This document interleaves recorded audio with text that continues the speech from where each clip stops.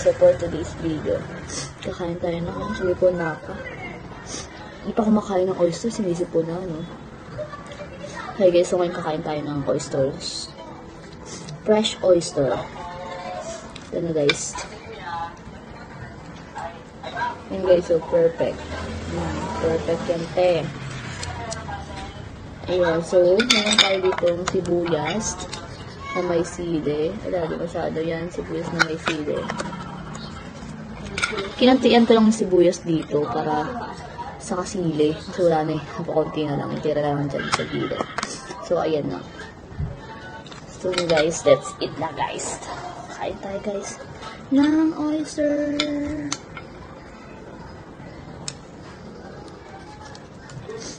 Ito na guys. Wow! Oyster. And then, into the, put the suka. Guys, ito. Then, syempre, lalagyan natin siya ng sili. Hindi mawawala yan. Sibuyas. Para perfect combinations, diba? Combination. And then, ay, magulo na. And then, yun na it. That's it.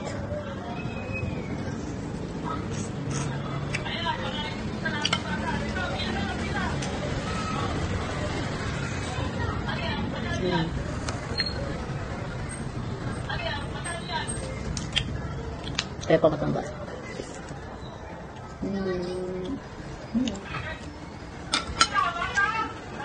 Perfect. Ito tayo na suka.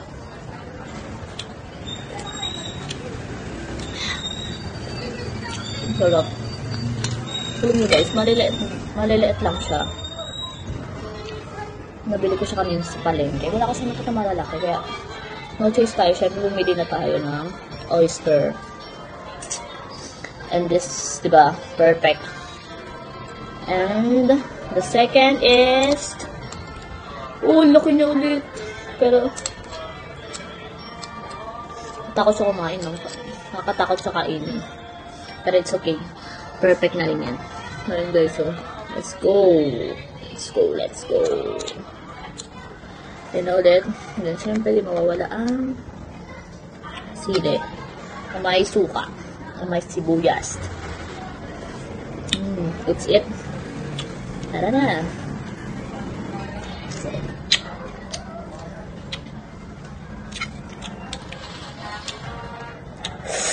Ayan na guys. See it ulit. Wala yung tanggol.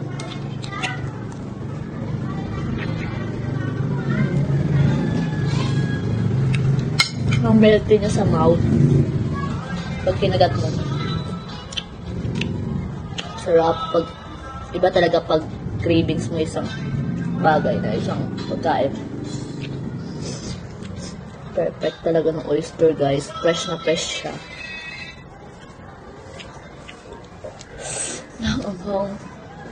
The best. Feeling ko makakarami ako na ito guys. At syempre, ating pangatlo.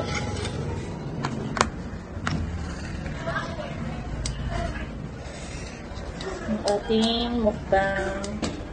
Kasi sila natin para pag kinain natin mamaya. Hindi na tayo mahirapan. Sibuyas ulit. Tapos sili. Alam niyo guys, masarap siya pag masarap din siya kapag may chili, chili garlic. Pero okay na to. And then, ayan na nga.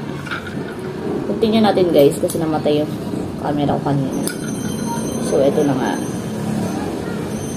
Pakailan natin guys. Basta yun. Kain ng kain. Hindi natin bilang. Limutan ko na eh.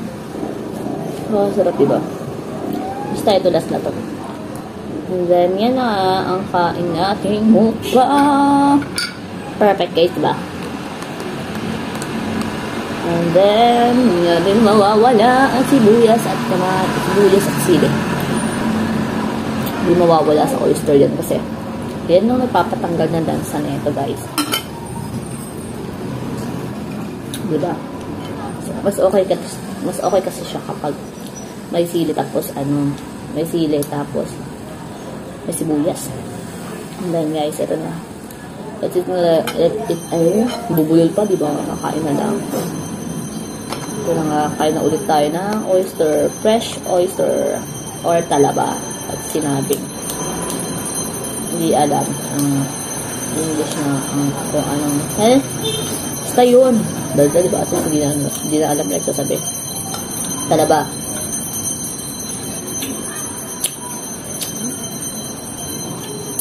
Ang melting niya sa mouth. Ang perfect.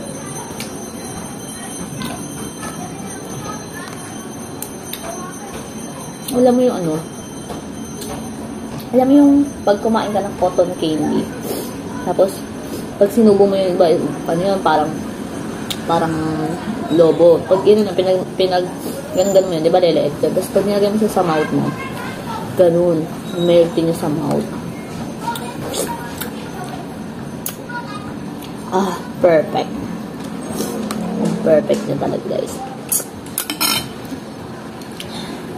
Diba? Dami na natin nakain na oyster. Ma!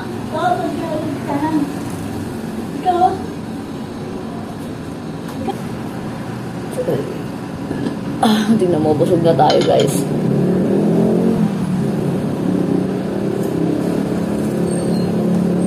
Ano tayo ng water kasi sobrang anghang na ng bibig natin. Parang sasabog na yung bibig natin. Talaga sobrang anghang. Tignan nyo ba naman yung sili yung kinalahati talaga. Ninikti ko talaga sa sa sibuyas. Tapos may suka. May sili. Yan nga. Mas sinisip ko na ang ganda ko. Tanggal na yung ganda ko dito sa sa bagay kasi kakarating ng natin. Tapos kumain na tayo ngayon. Kasi na, pagkain natin, kalahati na yung sili natin. Hindi natin alam mo. Kung saan na napunta yung mga oysters sa dyan ito na. And then, yun nga. And the last is, syempre, ito yung oyster ulit.